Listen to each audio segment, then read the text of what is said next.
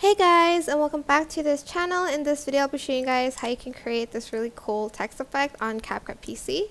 So I'm just going to add this default text and type in anything you want. I'm just going to type in the word retro maybe, and also select a pretty cute font, maybe like this one. I don't know, it's up to you which font you want to use, and then select a base color.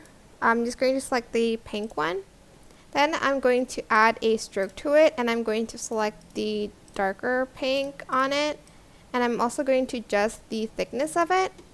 Copy and paste it, and I'm going to add this one on top, and then on the bottom I'm just going to add in another stroke, but I'm also going to change the color of that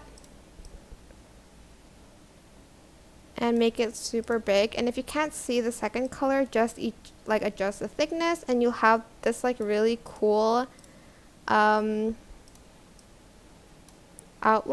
You can add in more colors, but I just prefer the 3. And you can also add in like a cute background underneath that. It's totally up to you, but yeah, that is it. I hope this tutorial was helpful for you guys. Don't forget to like, comment, share.